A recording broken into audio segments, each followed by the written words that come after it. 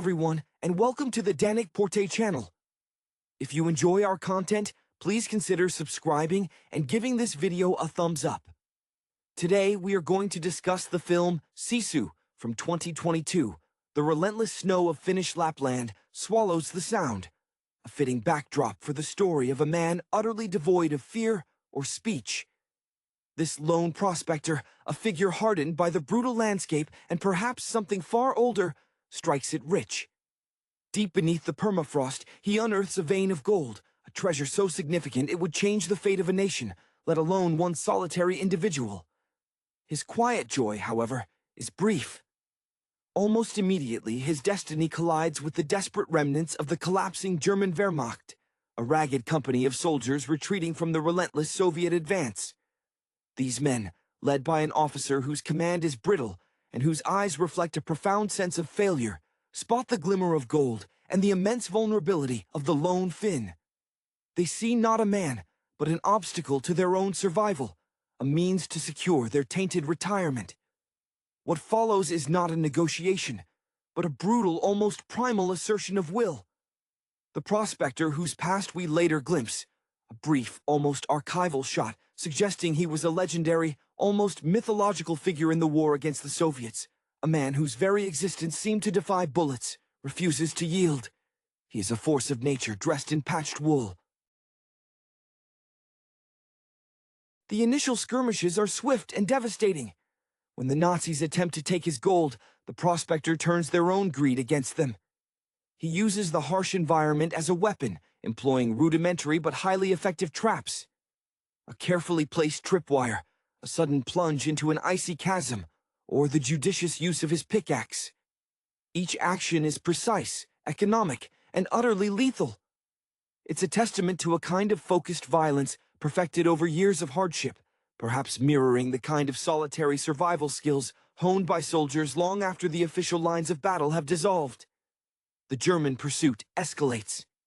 The officer, recognizing that his regular troops are simply incapable of dealing with this phantom adversary, calls in his most ruthless unit. The SS Commandos, soldiers trained specifically for operations behind enemy lines, men who understand ruthlessness as a language. These are the professionals, the true believers clinging desperately to a dying ideology, bringing a heightened level of organized cruelty to the hunt. As the chase winds through the frozen wilderness, over frozen lakes that crack under heavy boots, and through dense, snowy forests, the body count mounts. The prospector is wounded, often severely, yet he seems to draw strength from the very act of survival itself. There is a magnificent, almost artistic quality to the kills. He often leaves the soldiers displayed in ways that mock their former uniforms, using their own arrogance as the final nail in their coffin. We see flashes of his memory, moments of profound loss during the previous war, suggesting that this fight is not merely for gold, but for a continuation of a promise made in blood long ago. The climax takes place near a makeshift German camp. The SS commander, realizing brute force is insufficient, resorts to psychological torment, attempting to burn the prospector's last connection to humanity, his dog. This act, however, only galvanizes the Finn into his final, most spectacular display of defiance. In a spectacular, almost silent ballet of carnage, he infiltrates the camp. The ensuing fight is less a battle and more an execution carried out with the precision of a master craftsman. He systematically dismantles the remaining soldiers, using everything at hand: dynamite, knives, even the environment itself. The final confrontation with the SS leader is personal, brutal, and deeply satisfying in its inevitability. When the dust settles, the prospector, battered but unbroken, retrieves his gold. He leaves the wreckage behind, a silent monument to tenacity, disappearing back into the vast, indifferent silence of the tundra, the promise of a quiet life finally earned through unspeakable violence. The gold remains, but the real treasure was the unflinching demonstration of a spirit that refused to be extinguished by war, greed, or the cold. The cold itself becomes a character in this grim saga, an omnipresent adversary that the lone man seems almost immune to. One watches him move, a slow-motion ghost against the white, and realizes his endurance isn't just physical, it is a spiritual commitment to survival forged in the crucible of prior conflict. He's not merely a prospector who stumbled upon wealth, he is clearly a warrior forced into temporary retirement by a world that never truly allows for peace. His silence speaks volumes, a refusal to acknowledge the pathetic squabbling of men whose loyalty has evaporated faster than the morning frost. The German soldiers, conversely, are depicted with a weary, rotting veneer of discipline. They are caricatures of the Wehrmacht's final days, driven by desperation rather than doctrine. Their officer, perhaps a mid-level bureaucrat, suddenly burdened with command in a situation demanding primal instinct, exhibits a frantic grasping at authority. He tries to maintain military protocol while wading through the corpses of his own men, his attempts to rally them sounding hollow even in the vast emptiness. His inspiration is pure, base materialism, a dream of escape from accountability, a final ill-gotten dividend on years of brutality. When the prospector uses a makeshift garrote fashioned from saddle leather or bicycle cable, tools suggesting a previous life where self-sufficiency was key, the effect is startling in its quiet efficiency.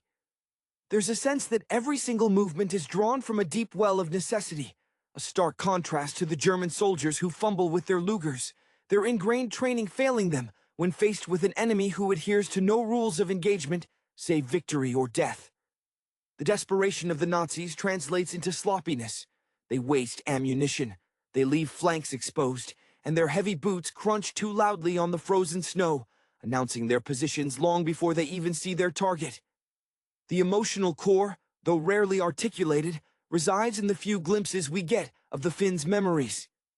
These flashes, perhaps a brief, sepia-toned image of a comrade falling, or the construction of a small, safe cabin, suggest that the gold is the final brick in a life he's been building, stone by agonizing stone, after losing everything else to the machinery of war. This isn't avarice, it's the desire for absolute, unassailable autonomy. To own that gold is to own his own horizon, free from invasion, free from conscription, free from expectation. The transition when the SS arrives marks a significant escalation in the film's tone. These men move with a chilling, almost predatory grace. They aren't panicked like the regular infantry. They are methodical, operating under the assumption that their inherent cruelty grants them superiority. Their leader, sharper and colder than the initial officer, views the Finn not as an obstacle, but as an affront, a testament to rugged individualism that undermines the rigid hierarchy they both fought for and despise. The prospector's ability to kill these highly trained operators speaks to a level of combat experience so far beyond conventional warfare that it borders on the supernatural. It's the resilience of the earth itself fighting back against an invasive force embodied in one silent man. The psychological landscape of this conflict mirrors the physical one. Vast, unforgiving, and utterly unforgiving of weakness.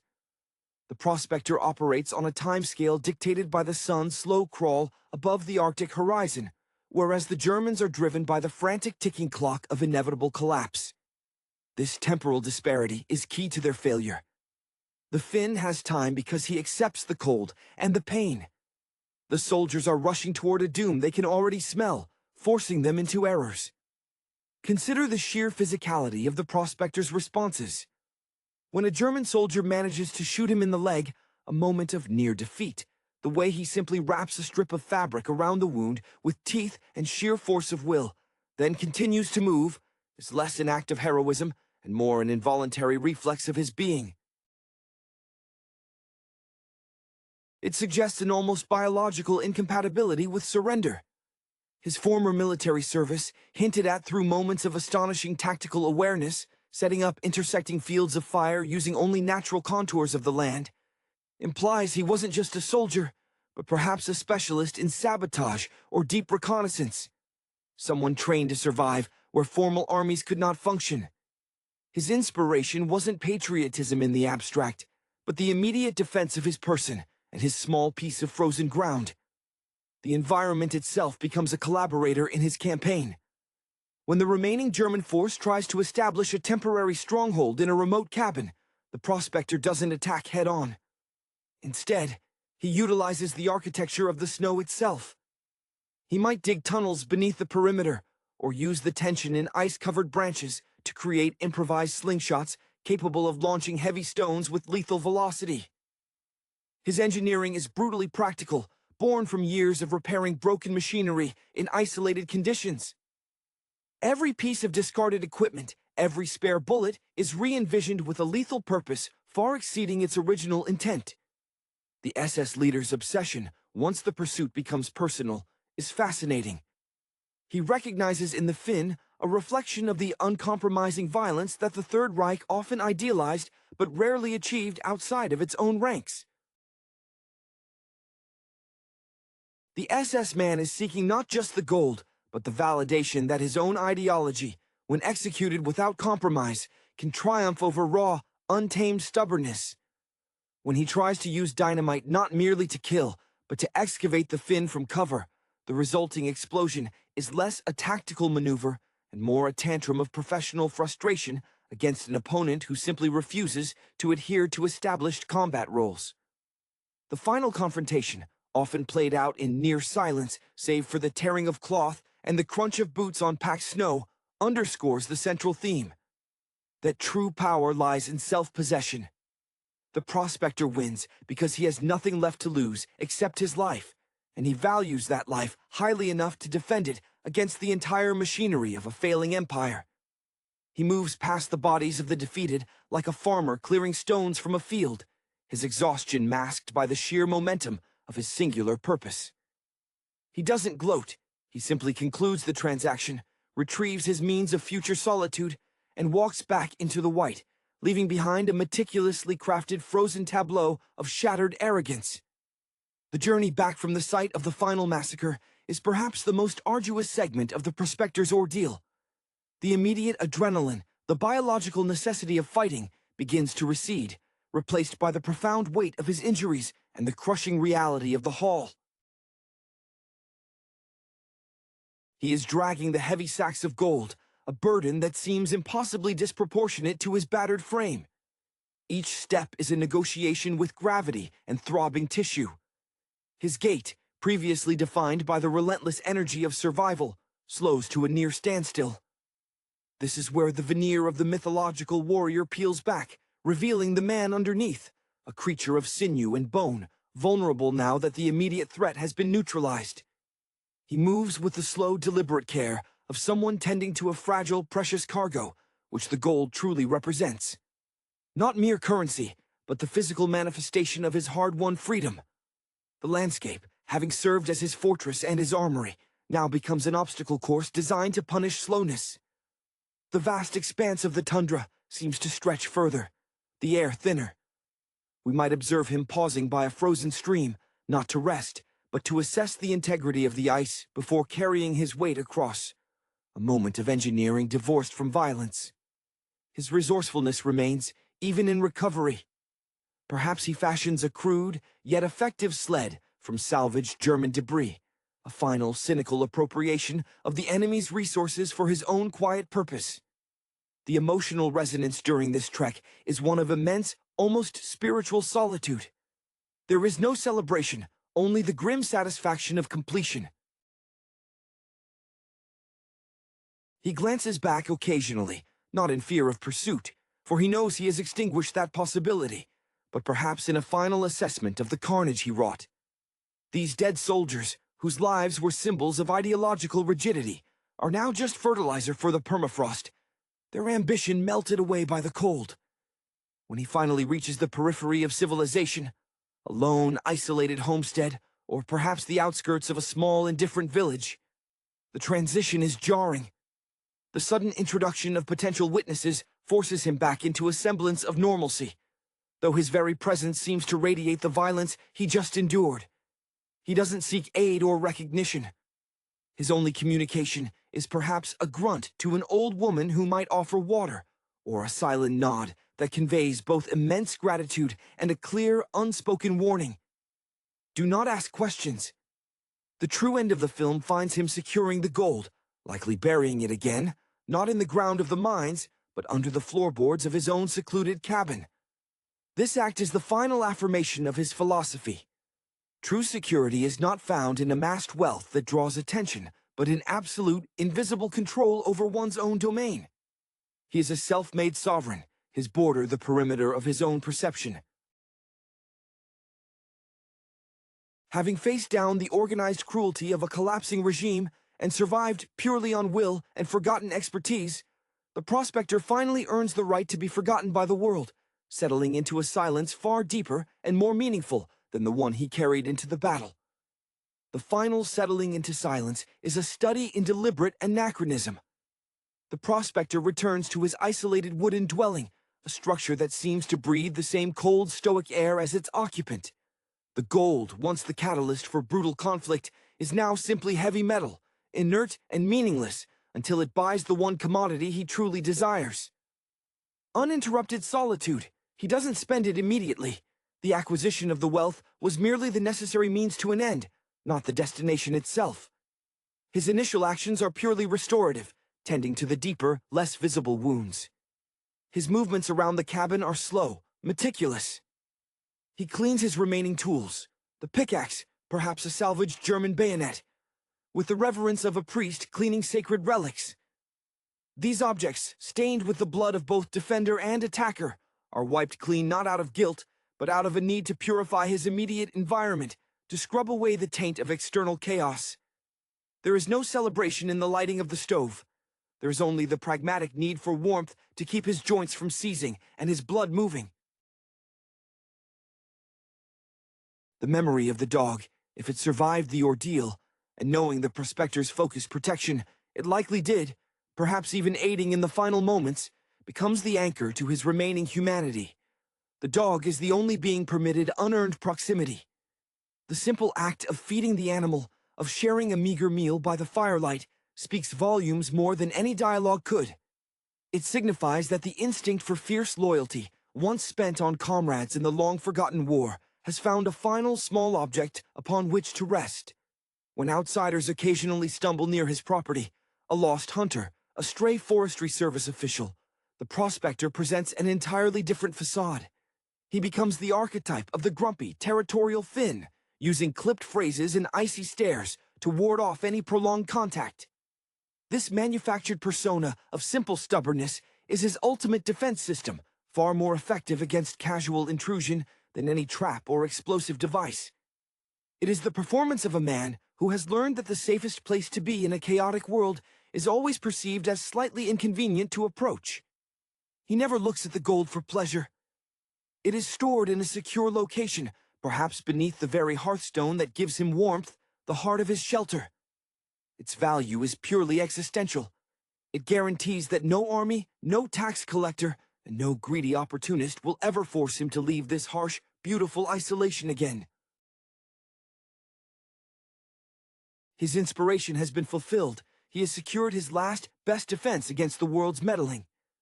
The narrative concludes not with a grand statement, but with the slow, quiet resumption of daily life. He is seen mending a fence, or perhaps splitting wood for the coming year. The snow continues to fall, erasing the faint tracks of the massacre, swallowing the evidence of violence. The prospector, having wrestled the entire mechanized force of the Reich to a standstill, is now wrestling only with the eternal elements, a far more honest and predictable adversary. He has bought his peace with a terrifying efficiency, settling into the profound, earned quiet of the far north. The resumption of routine is a profound act of defiance in itself. For the prospector, settling back into the rhythm of the seasons is the ultimate victory over the transient, violent intrusion of the war machine. The world believes the war is over, or at least far away. But for him, the conflict has merely relocated its epicenter, shrinking from the fronts of Europe to the small perimeter of his claim. He is enacting a radical form of isolationism, a personal treaty with the land that explicitly excludes the ambitions of men. His interaction with the environment now carries a deeper resonance. When he chops wood, the swing of the axe is not just about fuel. It's a measured, practiced deployment of force, a muscle memory that refuses to atrophy. Each wedge splits perfectly, demonstrating a mastery over material that the German engineers, for all their sophisticated schematics, completely lacked in this terrain. He doesn't adapt to the cold. He is simply made of the same stuff as the ancient, different rock beneath the snow. One can imagine the nuanced ways he cares for the salvaged equipment. A German rifle, perhaps too complex for his immediate needs, might be methodically stripped down. The metal components are not discarded, but saved. The springs for trap repairs, the stock carved down for tool handles. This isn't sentimental hoarding. It's a complete philosophical rejection of planned obsolescence. Everything must have a secondary useful life, a principle that stands in direct opposition to the disposable ideology of the invaders he just dispatched. The lingering emotional residue might manifest not as nightmares, but as an increased hypervigilance. He sleeps lightly yet profoundly, attuned to the snap of distant twigs or the subtle shift in the wind's direction. This isn't paranoia, it's the professional maintenance required of a sentinel guarding an irreplaceable treasure. His inspiration now is purely internal, maintaining the integrity of the self he fought so fiercely to preserve. He has created a closed loop of existence where the only necessary input is sunlight and the only required output is survival, unobserved. If there is any form of reflection, it is directed not at the faces of the men he killed, but at the sky. There is a silence there, a massive indifference that mirrors his own. He is an elemental force operating within a greater elemental system. The gold sits beneath his floorboards, a heavy, mundane secret, no longer the object of desire, but the immutable proof that sometimes the quietest man in the world can hold the loudest, most undeniable leverage against the roar of history. He is finished with war, but he remains perpetually ready for the next necessity. A monument of granite persistence against the endless drifting snow. The passage of time settles around him like the deep winter drifts, soft yet heavy, insulating him further from the world's clamor. The physical scars fade into taut white lines etched onto tanned skin, maps of battles only he remembers. He exists now in a state of pure operational readiness, a condition forged by necessity and refined by years of solitude.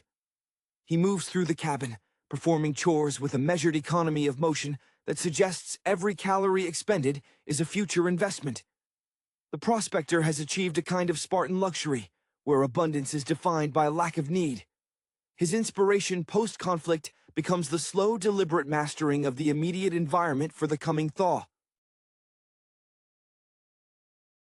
He begins planning for spring not with planting, but with fortification, checking the integrity of the ice cellars, ensuring the rainwater collection barrels are sealed against seepage, and inspecting the wooden supports of his roof against the crushing weight of accumulated snow. These are acts of creation, the antithesis of the destruction he was recently capable of. He is not building an empire, but a sanctuary too small and too remote for any empire to care about. There is a subtle but noticeable change in his relationship with the silence. Earlier, silence was the absence of his enemies. Now, it is a positive entity, a companion that demands respect. When the dog, perhaps sensing the shift in its master's psychological climate, whimpers softly near the hearth, the prospector doesn't shush it aggressively.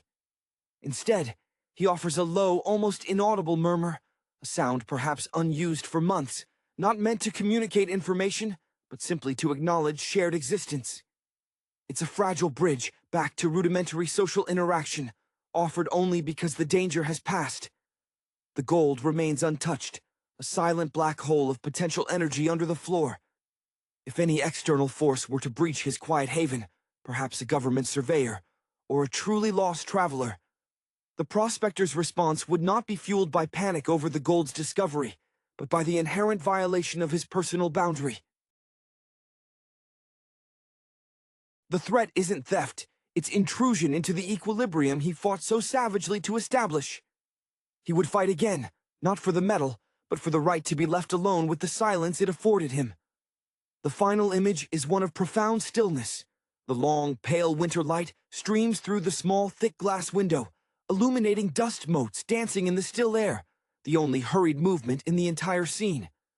The prospector sits whittling a piece of birch, crafting something small and entirely unnecessary, perhaps a simple wooden bird or a smooth, handle-shaped curve. It is a gesture of pure, unburdened creativity. He has weathered the storm of human greed and military madness, and in the end, the only thing truly worth preserving was the right to sit quietly and shape the insignificant remnants of the forest. He has become, truly and irrevocably, a ghost of the mountains, sustained by his own indomitable will. The quiet act of whittling serves as a perfect metaphor for his entire existence post-conflict.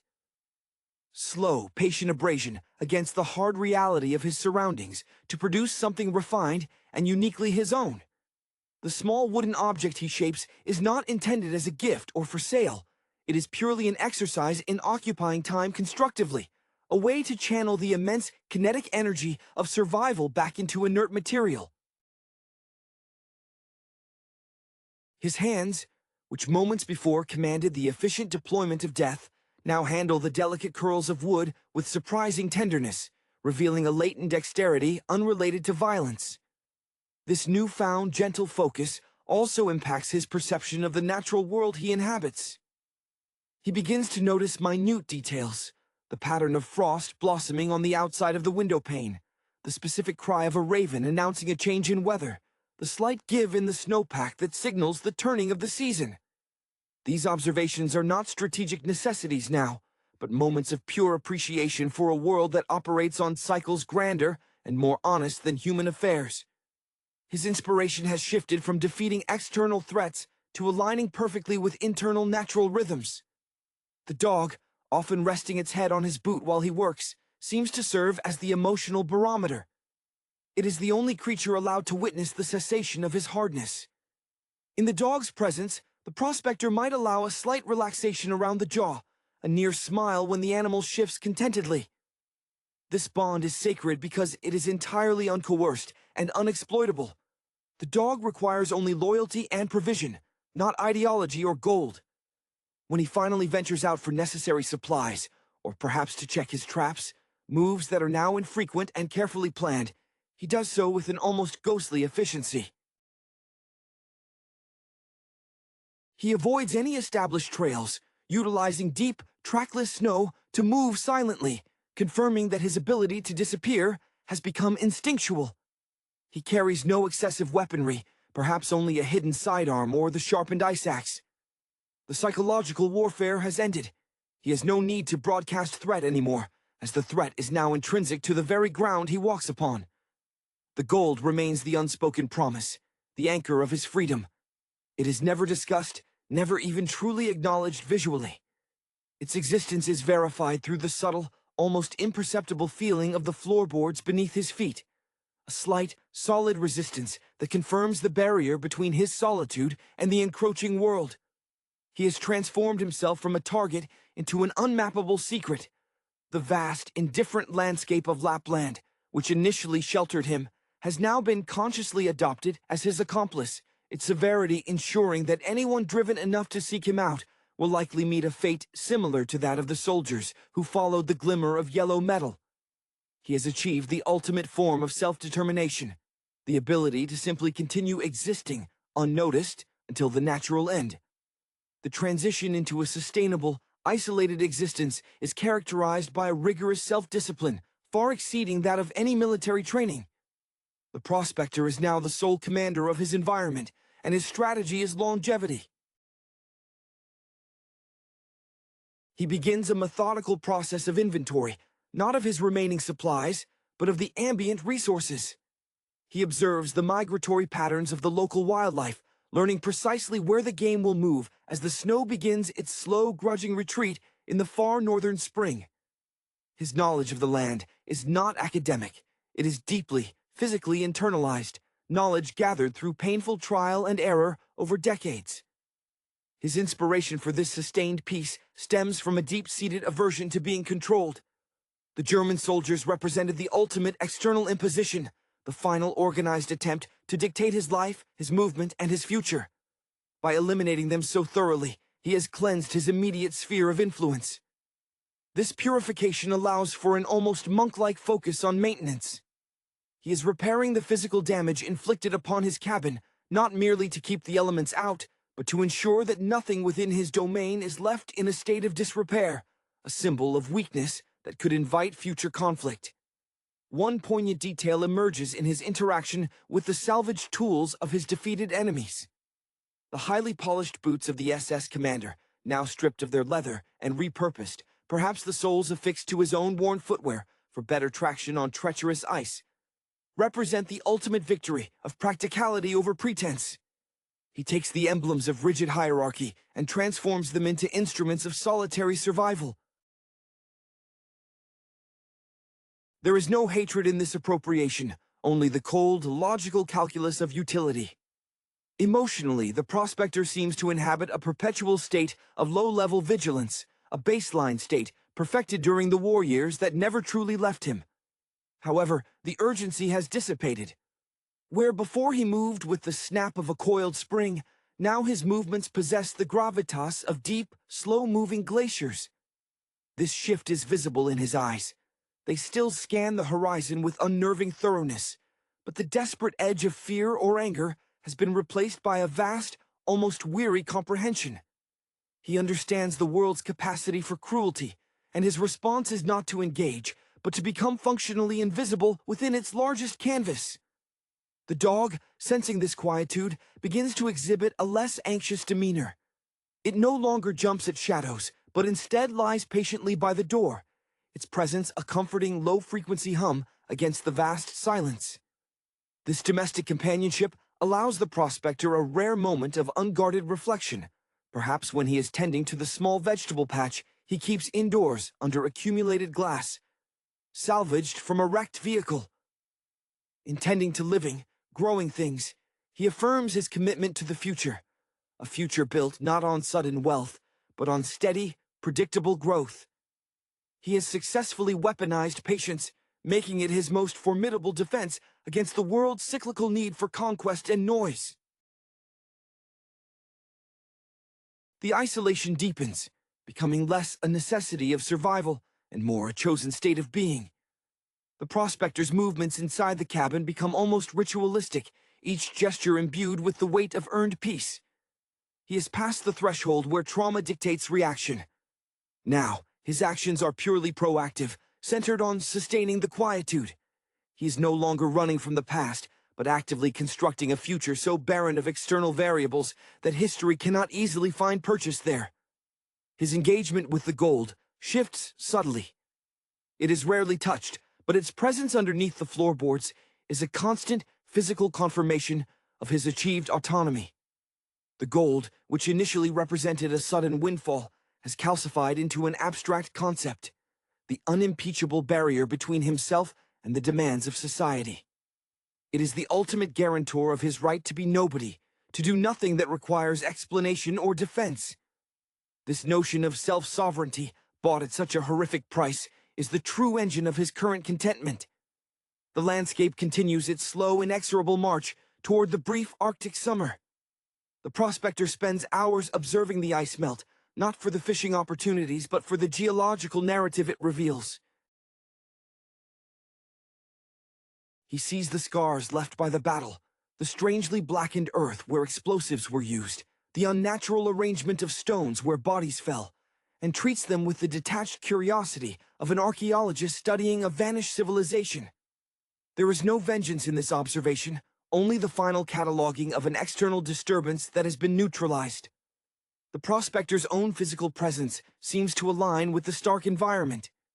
His beard grows longer, more tangled, blending his features into the gray-brown tones of unkempt wool and weathered wood. He is becoming less a man and more an extension of the wilderness itself, a piece of the geography that simply resists the encroachment of noise and ideology. His inspiration is now pure homeostasis, to exist in balance with the harshness that surrounds him, making himself as immutable as the granite beneath the soil. The rare moments of connection with the dog are perhaps the only acknowledgments of his own past vulnerability. When the animal seeks comfort, the prospector offers a rough, reassuring hand, a contact that speaks volumes about the human need for witness. He knows the dog remembers the violence, perhaps sensing the change in the air when he enters the cabin, but the animal's memory is immediate and instinctual, not burdened by the long, complex history of human conflict that weighs upon the man. Ultimately, the film resolves not in triumph, but in persistence. The final frames often show the prospector engaged in a task that ensures the next winter will be survivable, chopping firewood far from his cabin perhaps, ensuring the sound of his labor doesn't carry too far. He's a self-sufficient ecosystem, perfectly balanced against the overwhelming pressures of the outside world. The gold remains hidden, not because it is valuable, but because it is finished with its role. It has purchased the final most valuable commodity of all, an absolute and undisturbed quietude in the farthest reaches of the north. The onset of the brief, brilliant northern summer brings a necessary, if temporary, shift in the prospector's operational parameters. The impenetrable white shield of winter, his greatest ally against immediate pursuit, recedes to reveal the stark, muddy reality of the terrain.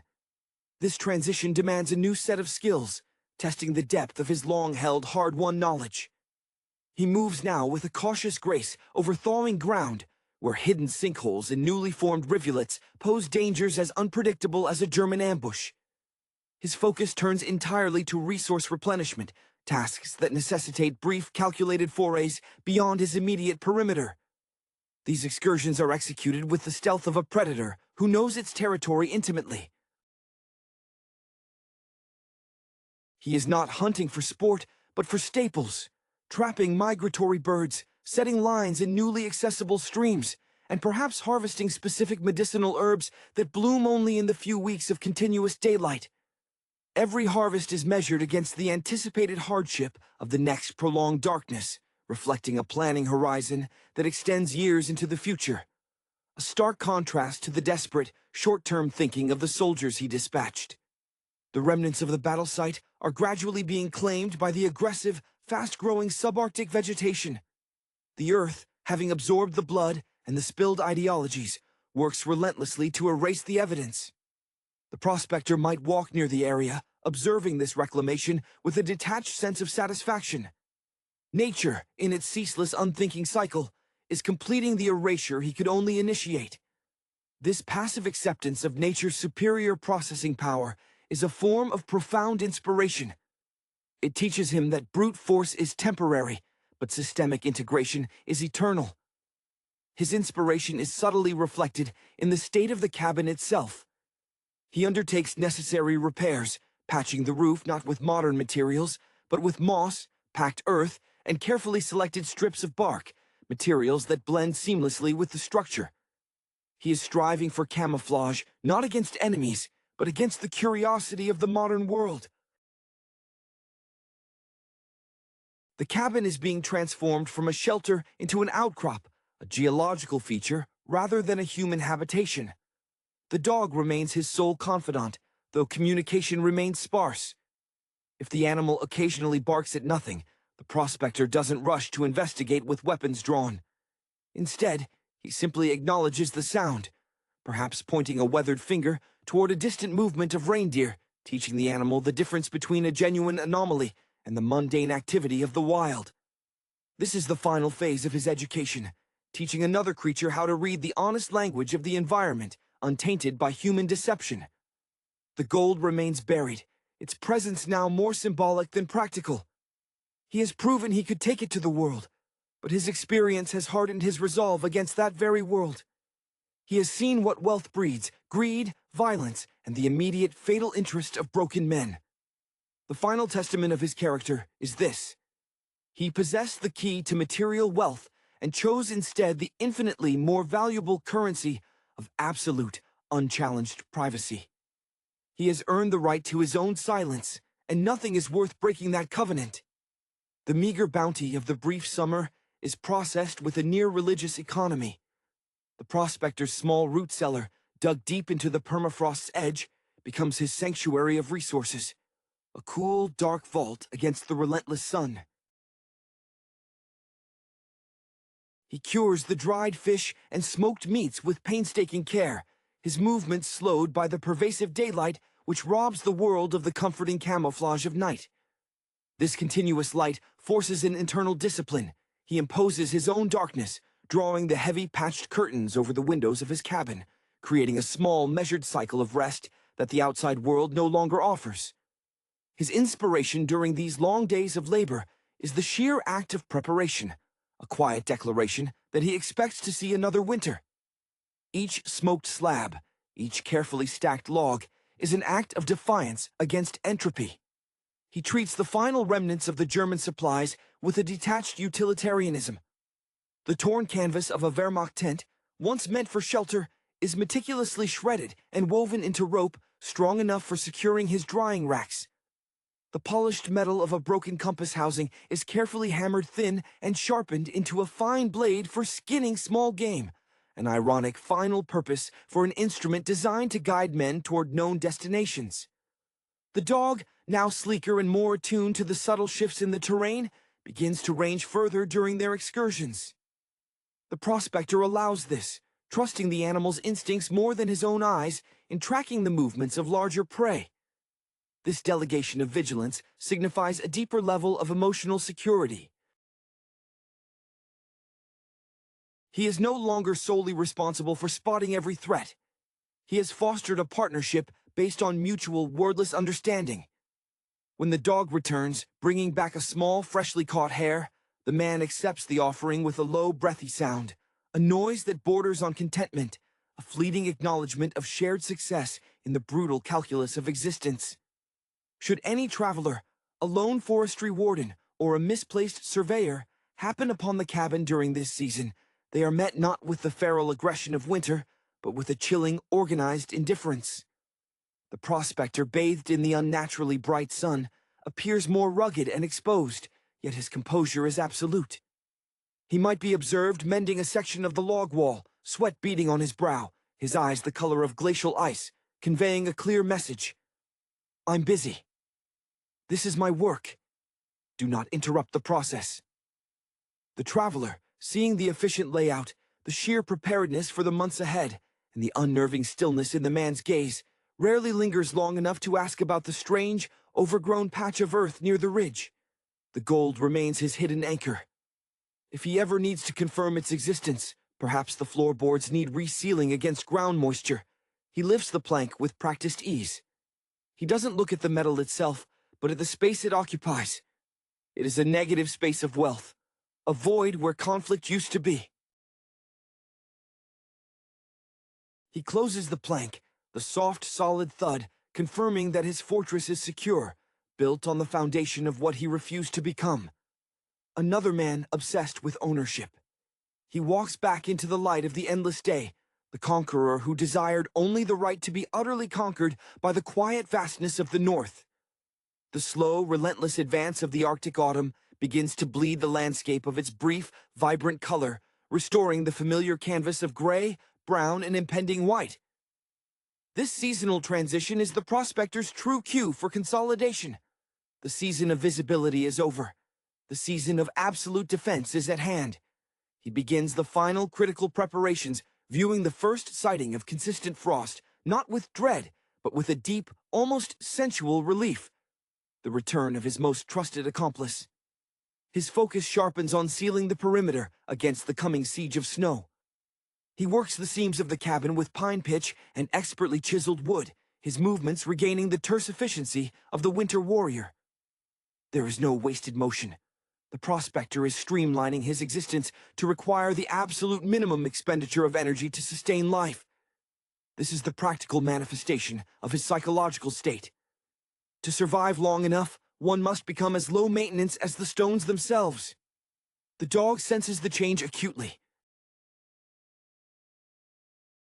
It becomes more restless during their short patrols, its nose constantly testing the wind for the metallic, sterile scent of deep cold, or the distant, alarming smell of wood smoke that doesn't belong to them. The animal ceases its exploratory ranging and stays close, often waiting just inside the doorway when the prospector is outside, a living, breathing alarm system whose instincts have been honed by shared trauma. The prospector rewards this vigilance not with affection, but with impeccable preparation, ensuring the dog's bedding of dried moss is thick and deep, and the cache of dried scraps for its sustenance is secure. His greatest personal act of self-preservation during this period is the dismantling of the last visible signs of the confrontation. He works not to hide the bodies. The permafrost in time will handle that, but to bury the unnatural debris. The twisted metal of a German helmet, the shattered remnants of a radio casing, are systematically carried far out onto the ice shelf and dropped into deep, unfrequented cracks, ensuring no future lost soul stumbles upon an artifact that might suggest human drama played out here. He is scrubbing the canvas clean, maintaining the illusion of untouched wilderness. The gold, when he checks it one last time before sealing the floor for the deep freeze, seems heavier, colder. He touches the cool, dusty surface of the nearest bar, not with avarice, but with a grim recognition of its power. It is the ultimate insulator against change.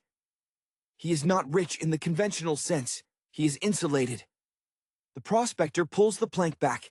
The seal is perfect, and he turns his back on the wealth without a backward glance.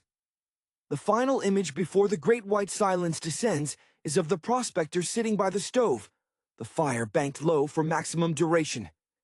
He is not reading nor carving. He is simply staring into the embers, his face a landscape of deep furrows and quiet acceptance. He has outlasted the ideological fire of the Reich with the slow, patient burn of his own stubborn existence. When the first true blizzard hits, shaking the cabin with primal fury, he does not flinch. He is home, and the world outside is finally beautifully irrelevant. He has won his silence, and he is ready to listen to it breathe. The relentless, almost elemental force driving Jalmari Heilander's 2022 feature, Sisu, is perhaps best understood not as a plot summary, but as an exercise in distilled cinematic mythology. This film operates on the principle of mythic reduction, presenting its protagonist, Atami Korpi, not as a complex character burdened by internal conflict, but as the physical embodiment of the Finnish concept from which the title derives. Unyielding determination in the face of overwhelming odds. Korpi is a prospector operating in the desolate, snow-choked Lapland wilderness during the final throes of the Second World War.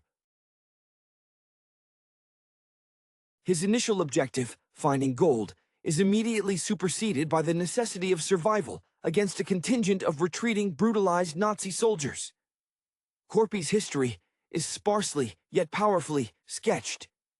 He is an ex-Sisu commando, a veteran of the Winter War and the Continuation War. This brief background is crucial, immediately establishing his baseline competency not just in combat, but in enduring catastrophic conditions. Think of the stoicism required of actors like Tami Kankaanpää in earlier Finnish war films. Korpi channels that same silent, almost geological patience. He is less a man and more a natural process, like a glacier moving or a forest fire burning itself out. His only companion, a massive, loyal dog, reinforces this primal simplicity.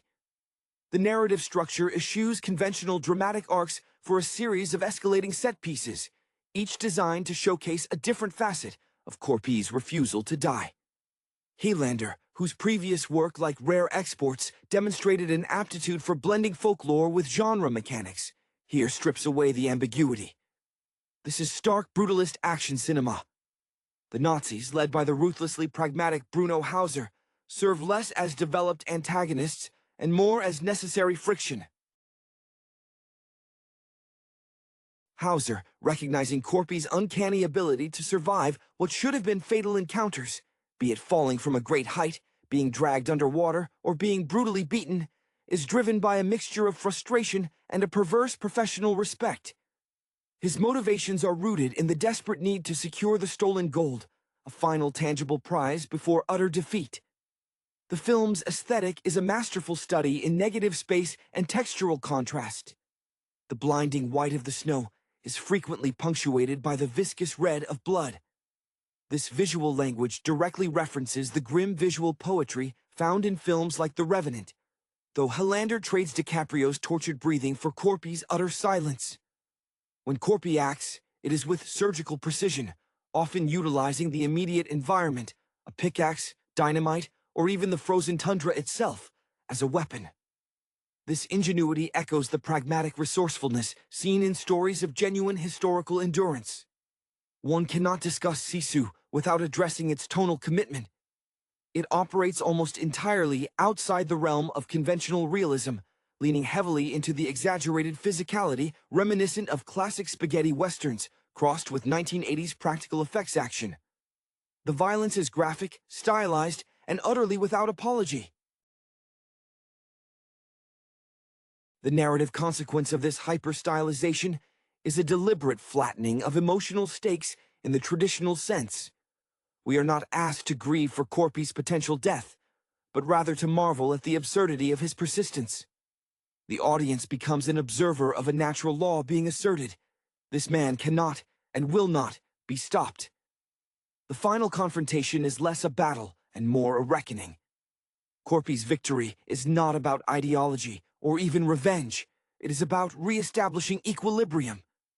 He simply removes the elements that sought to disrupt his solitary existence. The film concludes with Corpy walking away, the gold recovered, the snow beginning to fall again. It suggests that the conflict was merely a temporary, violent interruption in an eternal state of being. Sisu succeeds precisely because it refuses to complicate its premise. It is a pure cinematic distillation of stubbornness, a beautifully crafted testament to the idea that sometimes the only thing required to win is to outlast everyone else. The unwavering conviction displayed by Corpy transcends mere plot necessity. It becomes the film's primary source of tension, and paradoxically, its greatest source of relief. In a cinematic landscape often saturated with protagonists grappling with moral ambiguity or psychological trauma, Corpy is refreshingly uncomplicated. He exists in a state of operational readiness. His emotions, if present, are buried beneath layers of wartime frost and survival instinct. When he sustains wounds, and he sustains catastrophic ones, the reaction is not pain-racked screaming, but a grim, methodical assessment of the damage, often treated with the same detached functionality one might use to sharpen a tool. This echoes the ethos of many legendary cinematic tough guys, perhaps filtered through a distinctly Nordic lens where suffering is simply another chore to be completed. Bruno Hauser, the Nazi officer, serves as the perfect foil because he represents the last vestiges of organized, systematic violence confronting pure individualized resistance. Hauser is not depicted as inherently smarter or more capable than Corpy, but he possesses the hubris of a man accustomed to commanding armies. His initial interactions with Corpy are marked by disbelief, quickly curdling into obsessed fury. He sees the gold, but more importantly, he sees the anomaly. A single man who refuses to adhere to the mathematical probability of death. Hauser's desperation mirrors the failure of the Third Reich itself, an inability to accept ultimate defeat, clinging instead to small, tangible gains like a cache of gold while the world burns around them. The hierarchy within the Nazi platoon begins to fray under Corpy's pressure. Internal discipline dissolves as the threat proves invisible, untraceable, and utterly relentless. The cinematography consistently emphasizes Corpy's isolation. Even when he is actively engaging the enemy, the sheer expanse of the finished landscape dwarfs the ensuing skirmishes. The aerial shots often show the tiny figures fighting against the vast, indifferent whiteness, positioning humanity as a brief, bloody scratch on the eternal canvas of nature. This visual framing reinforces the idea that the war is secondary. The true battle is between this lone individual and the universe's attempts to extinguish him. When Corpy uses the environment, booby-trapping a path with dynamite meant for the retreating Nazis, or leveraging the thin ice of a lake, it is not presented as clever improvisation, but as an almost instinctive understanding of the terrain that the invaders can never possess. He is part of the land, they are merely passing through, and the land rejects them through him. The film's violence, while stylized, feels earned through sheer perseverance. It is not gratuitous in the sense that it seeks to shock for shock's sake, but rather to demonstrate the sheer cost of maintaining that Sisu. Each successful act of elimination by Corpy cost him dearly in stamina and injury, yet he proceeds. This endurance is the film's core emotional payload. We don't necessarily feel pity, but an awe reserved for natural phenomena that cannot be reasoned with. Hollander crafts a scenario where the only acceptable ending is the complete eradication of the external threat, because anything less would imply that the force of Sisu itself could be defeated, which according to the film's internal logic is impossible. The final image of Corpy walking away, unimpeded, confirms this. He didn't just win a fight, he reaffirmed an ontological state. The emotional resonance of Sisu, despite the protagonist's near-total silence, stems not from empathy for Corpy's plight, but from a shared, almost primal admiration for the sheer refusal to yield. This resilience is deeply coded within Finnish cultural mythology, providing the audience with a framework for understanding his actions outside the typical Hollywood narrative of redemption or emotional catharsis. Corpy's silence is an active choice, a refusal to waste energy on lament or explanation. It positions him as the ultimate professional, the soldier who long ago shed the vanity of speech for the necessity of action. When he recovers from severe trauma, a leg broken, severe lacerations, the audience observes not a man struggling with despair, but a machine recalibrating its damaged parts. This lack of performative suffering is what distinguishes him from many contemporaries in the survival genre. His pain is simply another variable to be managed, much like the freezing temperature or the scarcity of supplies. The dynamic between Corpy and the scattered remnants of the Nazi unit intensifies as the conflict progresses, shifting from a simple confrontation over stolen goods to an existential battle between two opposing worldviews. The soldiers, having been stripped of their military structure and disciplined by the chaos of retreat, become increasingly feral, their violence undirected and motivated by panic and avarice. They represent the crumbling edifice of tyrannical power, resorting to petty theft and wanton cruelty. In contrast, Corpy's violence, though far more effective and brutal, remains singularly focused. The reclamation of his property and the neutralization of the threat to his continued existence. He fights not for glory, but for the return to nothingness, the quiet solitude he inhabited before the intrusion. Hauser's increasing obsession with capturing Corpy alive, fueled by the prospect of securing the gold, becomes his fatal flaw.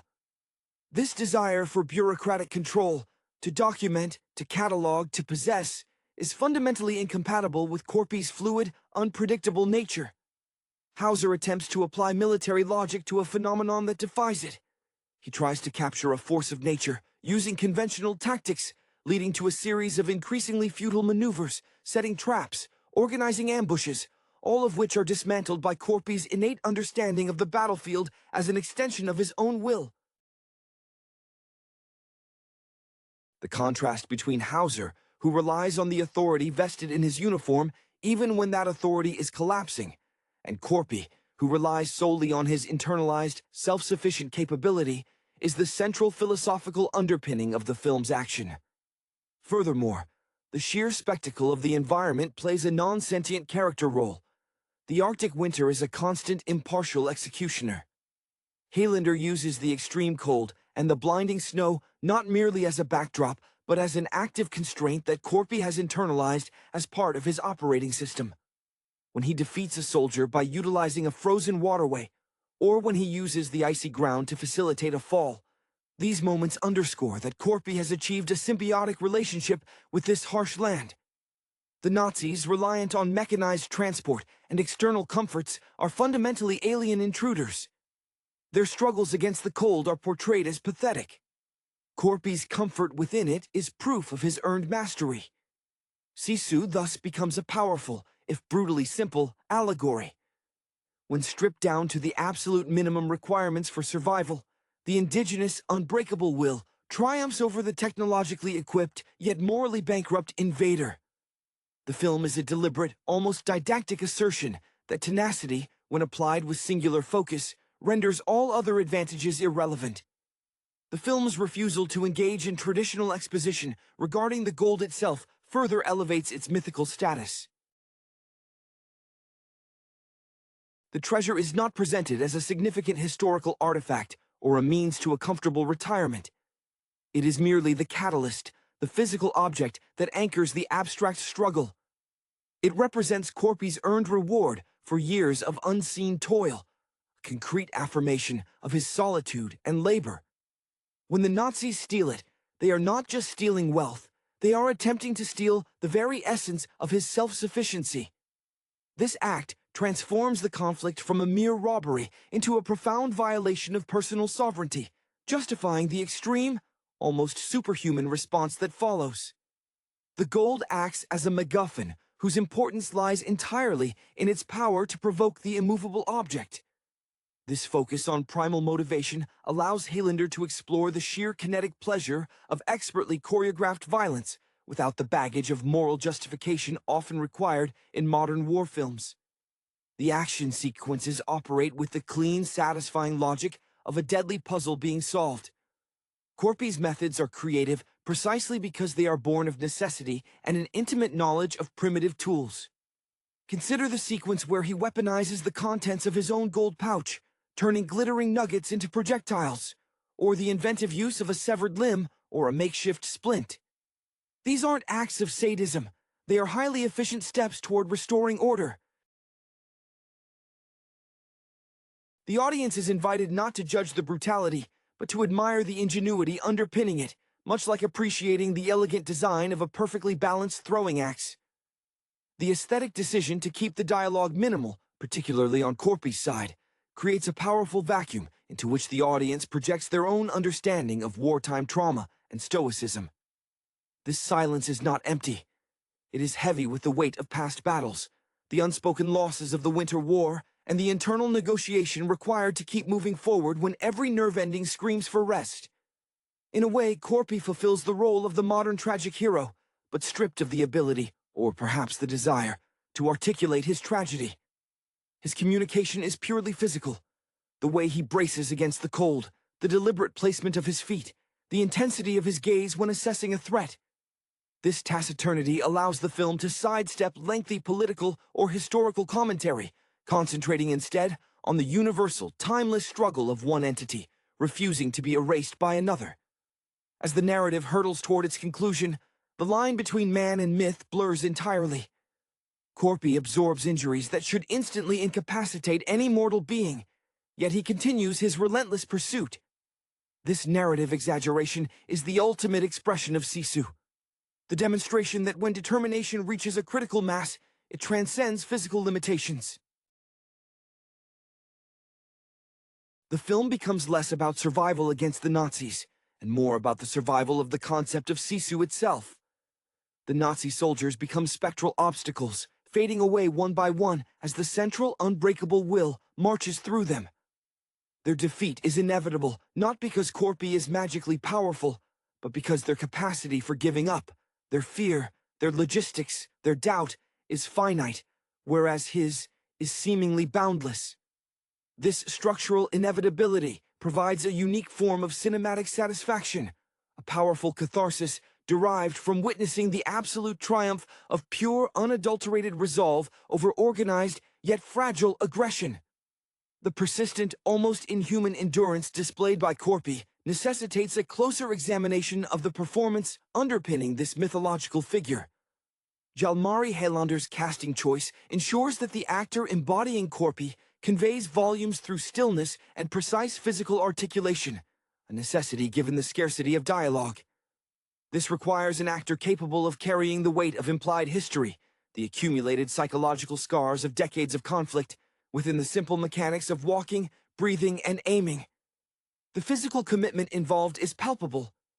Every slow, deliberate movement when injured suggests not simply pain, but the calculation of thermodynamic limits against an overriding objective. It is the embodiment of an internal furnace burning hotter than the external environment can extinguish. This contrasts sharply with the human fragility displayed by the Nazis, who, even armed and numerous, are constantly shown seeking warmth, shelter, and reassurance. Dependencies Corpy shed long ago. Bruno Hauser conversely finds his defining characteristic in his inability to adapt beyond the structure of command. His frustration is theatrical. He shouts orders into the indifferent snow, appealing to a hierarchy that Corpy simply bypasses by existing outside its jurisdiction. Hauser's desperation manifests as increasingly elaborate, yet ultimately predictable countermeasures. He represents the organized military mind, failing to comprehend guerrilla warfare waged by a single, supremely motivated individual. His background, presumably one of successful campaigns and tactical superiority, makes Corpy's resistance an intolerable affront to his professional identity. This narcissistic wound drives him to take personal risks, abandoning strategic oversight to engage directly, attempting to impose his will through brute force where subtlety has failed. The environments in which these confrontations occur are meticulously designed to showcase this dichotomy. The abandoned mine shafts, the frozen riverbanks, the wreckage of military equipment. These are not mere backdrops, but active participants in Corpy's defense strategy. He doesn't just use the environment, he seems to have negotiated a truce with it. The very cold that slows the Nazis' reflexes and stiffens their equipment becomes a medium Corpy manipulates. When he lures soldiers onto thin ice, the resulting chaos is less a planned ambush and more the natural consequence of the ecosystem rejecting foreign invaders. This inherent harmony between protagonist and landscape further isolates the Nazi contingent, emphasizing their alien status in this harsh, unforgiving territory. Ultimately, Sisu functions as a modern fable about the utility of utter commitment in the face of systemic collapse. The film suggests that when grand ideologies and military structures fail, as evidenced by the retreating, disorganized Nazi unit, the only currency that retains its value is individual, tenacious will. Corpy is not fighting for Finland in the abstract sense. He is fighting for the small, tangible proof of his continued existence, symbolized by the gold. His victory is not a political statement, but an ontological assertion. He is, therefore he perseveres. The emotional payoff for the viewer is derived from witnessing this pure, unadulterated form of self-defense succeeding where complex motivations, superior numbers, and modern weaponry falter. It is an unapologetic celebration of stubbornness, elevated to the level of elemental power. The lingering impact of Sisu resides in its near-total commitment to the archetype, deliberately sidelining the nuances of human psychology for the brute force of thematic statement. Corpy operates beyond the spectrum of relatable heroism. He is an instrument honed by historical necessity, a human embodiment of Finland's historical defiance against overwhelming aggressors. His physical scars become a form of camouflage, a grotesque map detailing every past battle that has failed to stop him. When he patches himself up, using whatever materials are at hand, perhaps even strips of his own tattered clothing, the process is devoid of pity or self-recrimination. It is simply maintenance, equivalent to wiping grime from a rifle bore. This internalization of suffering means that the audience does not grieve for what he has lost, but rather recognizes the profound, terrifying simplicity of his remaining purpose: to continue.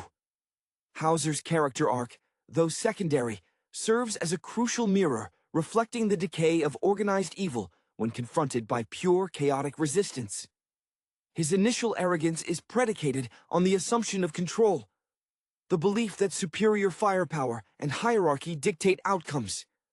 As Corpy systematically dismantles his squad, Hauser's professionalism erodes, replaced by a frantic, almost petty desire for personal vengeance tied directly to the physical possession of the gold.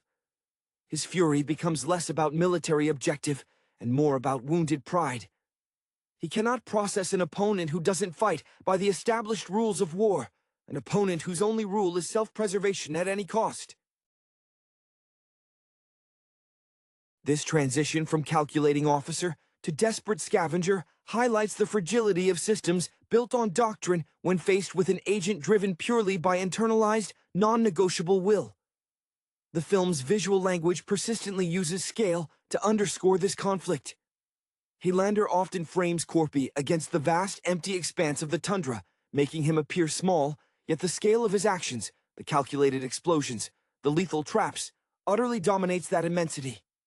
Conversely, when the Nazis are shown, they are often huddled together, relying on the momentary comfort of their numbers or their vehicles, visually reinforcing their dependence on external structures. When their machinery fails, they are instantly exposed and vulnerable, whereas Corpy's reliance is solely internal. He is the apex predator adapted perfectly to the lethal environment, whereas the invaders remain clumsy tourists in a landscape determined to kill them. The resolution of the conflict, therefore, feels less like a climactic battle and more like the necessary purging of an infection. The scattered, gruesome deaths of the remaining soldiers are inevitable consequences of their initial trespass. They were never viable opponents for a man operating on the principle of Sisu. They were merely obstacles that had to be methodically removed until the original state of quiet solitude could be re-established. The final scene, with Korpi returning to his solitary existence, the snow reclaiming the tracks of violence, confirms that the film's true subject was never the war, nor the gold, but the unkillable essence of one man's refusal to acknowledge defeat, regardless of the cost exacted upon his own body. The film stands as a stark, brutalist celebration of endurance as the highest form of cinematic action. The profound resonance of Sisu within the action genre is its calculated rejection of sentimentality in favor of pure, concentrated kinetic mythology. Highlander seems to view the Second World War not as a canvas for exploring nuanced morality, but as the perfect, brutal crucible necessary to forge the character of Korpi into a symbol. He is the ultimate distilled protagonist, an almost abstract entity whose motivation is stripped bare to the bone. Persistence. This stylistic choice means the film sidesteps the conventional pitfalls of action cinema, where protagonists often require lengthy backstory justification for their extreme capabilities. Korpi's capabilities are simply accepted as fact, rooted in his implicit history as a man who has already survived the unsurvivable. The wars that nearly broke Finland. The narrative economy achieved through this silence is remarkable. Every object Korpi interacts with, a sharpened piece of metal, a frozen corpse used as a diversion, the very earth beneath his feet, is immediately integrated into his arsenal. He demonstrates an almost instinctual, prelingual mastery over his environment, a wisdom far surpassing the strategic training of the Nazi remnants. This suggests a deeper philosophical argument, that true survival prowess comes not from doctrine or technology, but from an intimate, almost spiritual alignment with the struggle itself. The Nazis operate on external power sources, gasoline, ammunition, chain of command, all of which can be depleted or disrupted. Korpi runs on an internal renewable resource that the external world cannot touch. Hauser's escalating frustration is thus more than simple villainous rage. It is the rage of a rational system encountering an irrational, unquantifiable variable. He represents the hubris of industrialized warfare, encountering the intractable spirit of the individual defending his meager piece of existence. When Hauser resorts to using dynamite in confined spaces, or when he tries to execute Korpi in ways that guarantee gruesome failure, he is demonstrating a loss of tactical discipline born from being psychologically overwhelmed. He is fighting a man, but he is reacting to a force of nature. This dynamic allows the film to maintain high-stakes tension without resorting to complex plot twists, as the question is never if Korpi will survive the immediate danger, but how creatively he will dismantle the mechanism designed to destroy him.